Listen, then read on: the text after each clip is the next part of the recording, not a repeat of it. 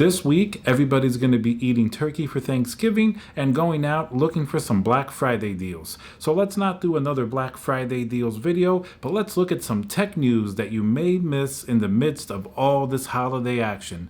Let's go take a look.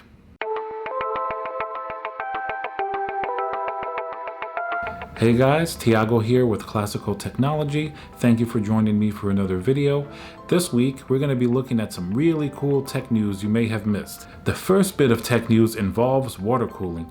EK Waterblocks has partnered with Inwin, the famed case manufacturer, to bring you a Inwin 303 with an EK manifold on the front with a built-in powerful DDC pump. A long time ago, I did a water-cooled build in the 303 case, but it never had this, and I thought it was a really good case because it wasn't too expensive, it was small, and you could fit a decent amount of water cooling in there. So I'm really excited to see this case when it comes out, because I think that front manifold, like the Lee Dynamic, which is super popular, I'm sure you guys have seen that. You can catch my video on it as well.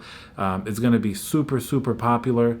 So as we start to see more of these on the market, after the Lee Dynamic, this is the next big case from EK Waterblocks with this sort of built-in manifold. You know, a couple of companies have done this. Singularity Computers also has a very similar thing, but in their custom Spectre case. You know, that's a whole different price range. It's very high end, so not really going to reach the mass market. So hopefully within the next few months and years, we start seeing these type of cases really come in the mass market, where even a regular, you know, couple $100 case, you can have this awesome sort of manifold built in. If you guys have been to Micro Center recently, you'll see that EK sells their Power Spec system, which they did in partnership with Micro Center, having that front manifold as well, with the built-in pump, as well as their new quantum reservoirs that they're releasing with the built-in pump. So this definitely is a whole new level of water cooling goodies that we get away from the usual reservoir and pump combo that we've seen for years. So I'm very excited about this, and I'm looking forward to seeing how this case looks like and performs in different builds. Next little piece of tech news. Some of you may have heard of the Google Stadia. Well, it hasn't really gotten off to a very good start. People were really complaining about latency. So in case you were thinking about getting this, I would hold off for now. That's basically the gist of all the reviews. In theory, it sounds pretty awesome. You get to play any game on your computer, on your phone, without needing a console or even a powerful PC. You can play it at different resolutions. You can really play a wide spectrum of games, but in practice, because it needs so much bandwidth to work, people were even reporting eating up massive gigabytes of bandwidth even at 1080p. It's not something that's really ready, I think, for the mass market yet. You know, a couple of people may try it and get frustrated, but we'll see what happens. So just if you've missed it, it's definitely a product to keep an eye on, but maybe don't jump on it just yet. Let them work out some of the kinks. But in the future, this type of technology is definitely going to be where it's going, because we've already seen the change from physical CDs and DVDs and games to downloadable games. Imagine if you don't even have to download a game, you just stream it and it plays at high resolution. We're probably a few years away from that, but in the future, I definitely see this coming. In last week's tech news, we talked about processors, the new Intel and AMD processors that are really being released as we speak, probably this week. So the AMD Ryzen 3950x, a monster 16-core processor, which has been beating down on Intel on every single different benchmark, is being released today, November 25th.